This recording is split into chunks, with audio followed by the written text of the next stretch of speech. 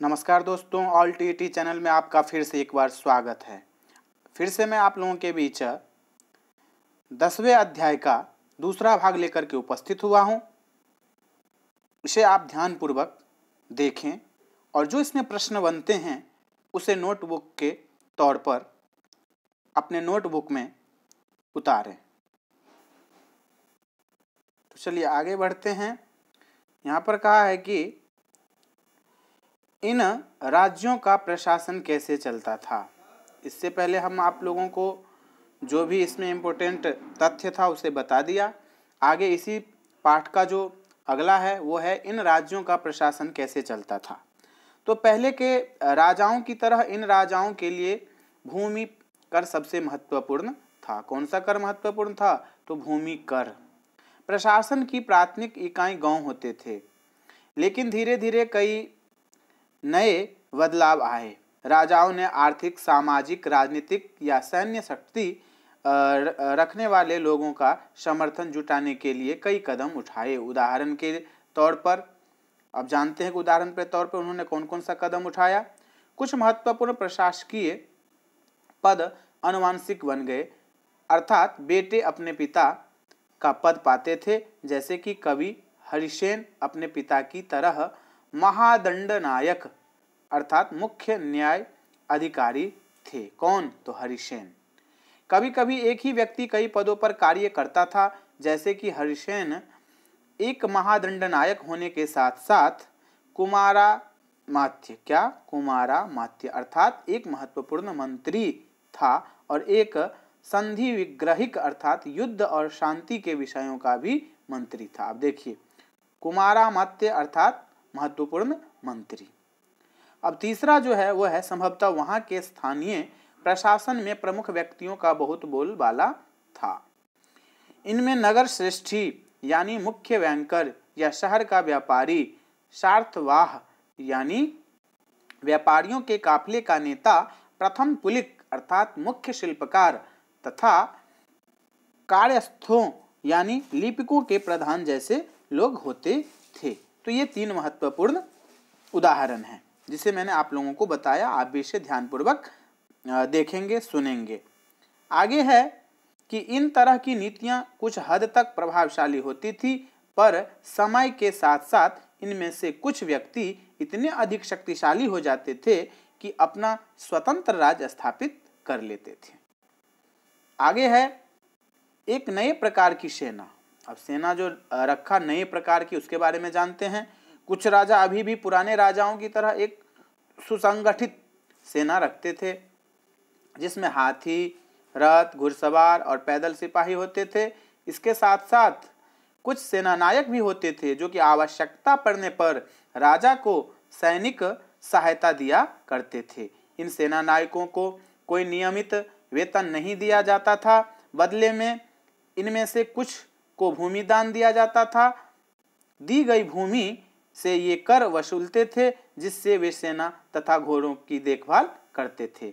उनको वेतन नहीं दिया जाता था, कुछ भूमि दिया जाता था और उसी भूमि से वो लोग कर वसूलते थे, जिससे अपना भी देखभाल करते थे और घोड़ों का भी देखभाल करते थे। साथ ही वे इससे युद्ध के लिए हथियार भी जुटाते थे। इस बात को भी आप लोग ध्यान रखेंगे। इस तरह के व्यक्ति सामंत, क्या है? सामंत कहलाते थे। इस तरह के व्यक्ति क्या कहलाते थे? ऐसा प्रश्न आ सकता है। इस बात को आप लोग ध्यान रखिए और ध्यान से इसको सुनिए और समझने की कोशिश कीजिए। सामंत किसे कहते हैं? यदि ऐसा प्रश्न आ जाता है तो ये पूरा ही पैराग्राफ यहाँ से लेकर के और यहाँ तक हो जाएगा, तो इसे आप लोग ध्यानपूर्वक देख लीजिए। व्यक्ति सामंत कहलाते थे। जहाँ कहीं भी शासक दुर्बल होते थे, ये सामंत स्वतंत्र होने की कोशिश भी करते थे। अब स्वाभाविक है, जहां पर ये सेना का काम करते थे और वहां का सेनापति कमजोर हो जाता था, वहां पर ये लोग अपने आप को स्वतंत्र होने की भी कोशिश करते थे। इस बात को भी आप लोग ध्यान रखेंगे। आगे है आपका दक्षिण के राज्यों में सभाएं। दक्षिण के राज्यों में सभाएं। पल्लवों के अभिलेखों में कई स्थानीय सभाओं की चर्चा है। इनमें से एक था ब्राह्मण भूस्वामियों का संगठन, जिसे सभा कहते थे। क्या कहते थे? सभा कहते थे। किसे? ब्राह्मण भूस्वामियों का संगठन। को। ये सभाएं उप समितियों के जरिए सिंचाई, खेती बाड़ी से जुड़े विभिन्न काम, सड़क निर्माण, स्थानीय मंदिरों की देखरेख आदि का काम करती थी। और जिन इलाकों के भूस्वामी ब्राह्मण नहीं थे वहां उड़ नामक ग्राम सभा के होने की बात कही गई है। कौन सी नामक? तो उड़ नामक। इस बात को भी आप लोग ध्यान रखेंगे, उड़ नामक ग्राम सभा की बात की गई है। नगरम व्यापारियों के एक संगठन का नाम था। नगरम किसका नाम था? तो व्यापारियों के संगठन का। संभवतः इन सभाओं पर धनी तथा शक्तिशाली भूस्वामियों और व्यापारियों का नियंत्रण था। किसका नियंत्रण था? शक्तिशाली भूस्वामियों और व्यापारियों का। इनमें से बहुत सी स्थानीय सभाएं शताब्दियों तक काम करती थी। आगे है आपका, उस जमाने में आम लोग कैसे थे। अब उसके बारे में जनसाधारण के जीवन की थोड़ी बहुत झलक हमें नाटकों तथा कुछ अन्य स्रोतों से मिलती हैं। चोलों इसके कुछ उदाहरण हैं। किसके उदाहरण? कौन है? चोल। कालिदास अपने नाटक में राज दरबार के जीवन के चित्रण के लिए प्रसिद्ध हैं। किसके लिए प्रसिद्ध हैं? तो नाटकों में राज दरबार के जीवन के चित्रण के लिए, राजकुमार का जो जीवन होता था उसका वर्णन के लिए। इन नाटकों में एक रोचक बात यह है कि राजा और अधिकांश ब्राह्मणों को संस्कृत बोलते हुए दिखाया जाता था, संस्कृत बोलते हुए, जबकि अन्य लोग तथा महिलाएं प्राकृतिक बोलते थे। क्या बोलते थे? ये भाषा है, प्राकृतिक भाषा और संस्कृत भाषा। उनका सबसे प्रसिद्ध नाटक अभिज्ञान शाकुंतलम, किसका? कालिदास जी का। दुष्यंत नामक एक राजा और शकुंतला नाम की एक युवती की प्रेम कहानी है। अभिज्ञान शाकुंतलम में किसकी कहानी है? ऐसा यदि प्रश्न आता तो आप लोग ध्यान रखिएगा, शकुंतला और दुष्यंत, इन दोनों की कहानी है। उसके बाद है कि इस नाटक में एक गरीब मछुआरे के साथ राजकर्मियों के दुर्व्यवहार की बात की गई है। अब क्या है तो इसको जान लेते हैं हम।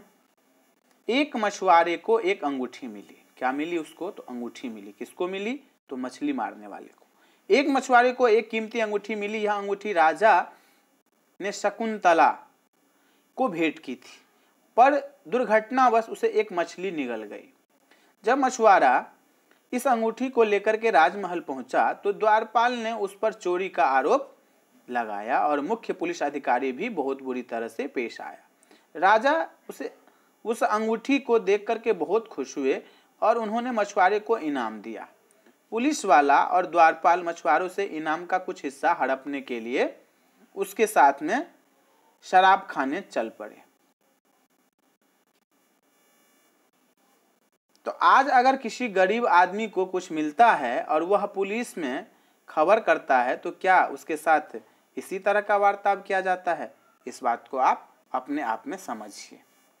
आगे है आपका, चीनी तीर्थयात्री फाशियन का ध्यान उन लोगों की दुर्गति पर भी गया जिन्हें ऊंचे और शक्तिशाली लोग अछूत मानते थे।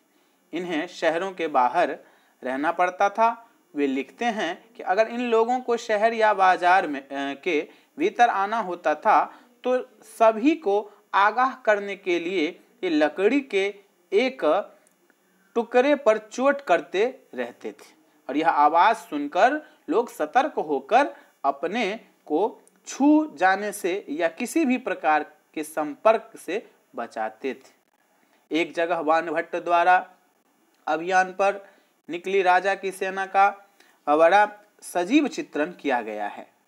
देखिए क्या चित्रण किया गया है।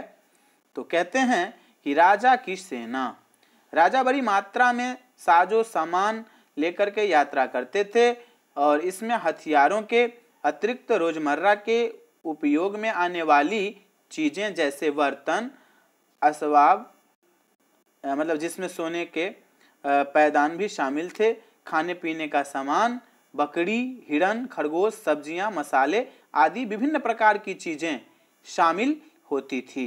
ये सारी चीजें ठेले गाड़ियों पर या ऊंटों तथा हाथियों जैसे सामान ढोने वाले जानवरों की पीठ पर लादकर ले जाई जाती थी और इस विशाल सेना के साथ साथ संगीतकार नगाड़े, बिगुल तथा तुरही बजाते हुए चलते थे। क्या बजाते हुए चलते थे? तो तुरही भी है एक। रास्ते में पड़ने वाले गांव वालों को उनका सत्कार करना पड़ता था और वे दही, गुड़ तथा फूलों का उपहार लाते थे तथा जानवरों को चारा भी देते थे। वे राजा से भी मिलना चाहते थे ताकि अपनी शिकायत या कोई अनुरोध उनके सामने रख सके। आगे देखिए, पर ये सेनाएं अपने पीछे विनाश और विध्वंस की निशानी छोड़ जाती थी। अक्सर गांव वालों की झोपड़ियां हाथी कुचल डालते थे और व्यापारियों के काफिलों में जूते बैल इस हलचल भरे माहौल से डर करके भाग खड़े होते थे। बाणभट्ट लिखते हैं कि पूरी दुनिया धूल के गर्त में डूब जाती थी। अब सेना के साथ ले जाए जाने वाली चीजों की सूची बनाइए। अब क्या क्या लिया जाता था, हमने आगे भी अभी आपको बताया है। आगे अन्यत्र के बारे में जान लेते हैं कि अन्यत्र क्या क्या। मानचित्र 6 पृष्ठ 84 अरब ढूंढो, जो हमने आपको पहले दिखाया। मरुभूमि होते हुए भी सदियों से अरब यातायात का एक बड़ा केंद्र था। अरब दरअसल अरब व्यापारी तथा नाविकों ने भारत और यूरोप के बीच समुद्री व्यापार बढ़ाने का एक महत्वपूर्ण भूमिका निभाई थी। अरब में रहने वाले अन्य लोगों में मतलब बेदुइन, क्या है बेदुइन, ये नाम आप याद रखेंगे, जो घुमक्कर कबीले होते थे। कौन? बेदुइन, घुमक्कर कबीले होते थे। ये मुख्य रूप से ऊंटों पर आश्रित होते थे। किस पर? ऊंटों पर, क्योंकि यह एक ऐसा मजबूत जानवर है जो मरुभूमि में भी स्वस्थ रह सकता है। तो ये लोग राजस्थान में बहुत स्वस्थ रहता है, वहाँ मरुभूमि है। लगभग 1400 साल पहले पैगंबर मोहम्मद ने अरब में इस्लाम नामक एक नए धर्म की शुरुआत की। किसने? पैगंबर मोहम्मद ने। कितने सौ वर्ष पहले? 1400 वर्ष पहले। ईसाई धर्म की तरह इस्लाम ने भी अल्लाह को सर्वोपरि माना। इस्लाम ने भी अल्लाह को सर्वोपरि माना। ईसाई धर्म की तरह इस्लाम ने भी। उसके बाद सभी लोग समान माना गया। सभी को क्या माना गया? सामान माना गया, एक ही तरह का माना गया। यहाँ इस्लाम धर्म के पवित्र ग्रंथ कुरान का एक अंश दिया गया है। किसका अंश दिया गया है? तो कुरान का।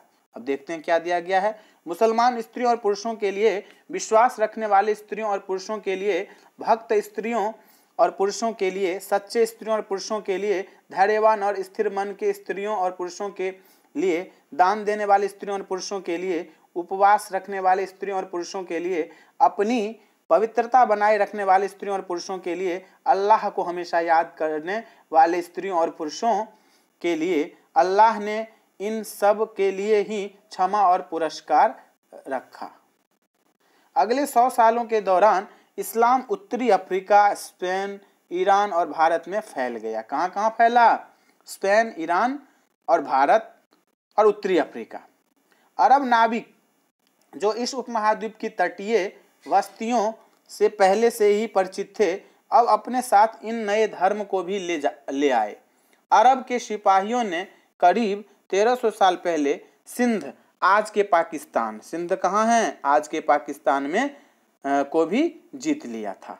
तो हमने यहाँ तक जितने भी उपयोगी प्रश्न थे उसके बारे में आप लोगों को बताया। इसी चैप्टर से प्रश्न आता है और चैप्टर में जो बीच बीच में अंश हैं वहीं से लिया जाता है। जिसे आप ध्यानपूर्वक देखेंगे, सुनेंगे, नोट बनाएंगे। अब उपयोगी शब्द के बारे में थोड़ा सा मैं आप लोगों को बता देता हूँ। उपयोगी शब्द हमने पढ़ा है, तो देखिए प्रशस्ति के बारे में भी हमने पढ़ा है, आर्यावर्त के बारे में भी पढ़ा है, दक्षिणापथ के बारे में भी जाना, वंशावली के बारे में भी जाना, अनुवांशिक पदाधिकारी के बारे में भी जाना, सामंत के बारे में भी जाना, सभा के बारे में भी जाना और नगरम के बारे में भी जाना। तो यहीं से प्रश्न जो है वो उठाते हैं सीटेट वाले। तो आप लोग इसे ध्यानपूर्वक देखेंगे और जो समझ में नहीं आता है उसे हमें कमेंट करके बताएंगे। अब जो यहाँ पर आओ याद करें ऐसा सही या गलत वाले प्रश्न हैं, इसका उत्तर आप लोग हमें कमेंट बॉक्स में दीजिए। कह रहा है कि हरिसेन ने गौतमी पुत्र श्री सातकर्णी की प्रशंसा में प्रशस्ति लिखी। ये तो गलत है। चलो मैं आपको ये नहीं बताऊंगा, आप लोग हमें बताइए। आर्यावर्त के शासक समुद्रगुप्त के लिए भेंट लाते थे या नहीं लाते थे, हाँ या ना, क ख ऐसे करके उत्तर में हमें आप मतलब भेजिए कमेंट बॉक्स में। आगे है दक्षिणा पथ में 12 शासक थे, ये तो सही है। चलो तो आप बताएं कि सही है कि नहीं है। गुप्त शासकों के नियंत्रण में 2 महत्वपूर्ण केंद्र तक्षशिला और मदुरै था। अब ये था कि नहीं आप लोग हमें कमेंट बॉक्स में बताइए। एहोल पल्लवों की राजधानी थी, एहोल जो थी वो पल्लवों की राजधानी थी। इसका उत्तर आप लोग हमें कमेंट बॉक्स में दीजिए। दक्षिण भारत में स्थानीय सभाएं सदियों तक काम करती थी। इन सभी का आंसर क ख ग घ इस तरह से हमें सही या गलत, हाँ या नहीं में आप हमें कमेंट बॉक्स में देंगे, मैं इसका इंतजार करूंगा। अगला है तिथियां, कुछ महत्वपूर्ण तिथियां, इसके बारे में भी देख लीजिए। गुप्त वंश की शुरुआत कब हुई थी, तो 1700 साल पहले। यदि ऐसा प्रश्न आता है तो आप लोग 1700 साल डालेंगे। हर्षवर्धन का शासन कब, 1400 साल पहले। इस बात को भी आप लोग ध्यान रखेंगे। तो इसी तरह से चैप्टर बाय चैप्टर मैं आप लोगों को प्रोवाइड करवाऊंगा, आप लोग उसे ध्यानपूर्वक सुने, देखें, नोट्स बनाएं। सीटेट में आपके 50+ नंबर कहीं नहीं गए हैं। तो और हमारे वीडियो में कुछ जो खास बातें ये हैं कि यहाँ पर जो मैं आप लोगों को बताता हूँ, बाद में इसका क्वेश्चन बैंक भी लेकर के मैं उपस्थित होऊंगा। पहले अभी मैं चैप्टर बाय चैप्टर आप लोगों को रीडिंग करवा देता हूँ, पढ़ा देता हूँ, समझा देता हूँ, आप लोग समझ लीजिए। बाद में मैं इसका क्वेश्चन बैंक लेकर के भी उपस्थित होऊंगा सीटेट से पहले। सर धन्यवाद।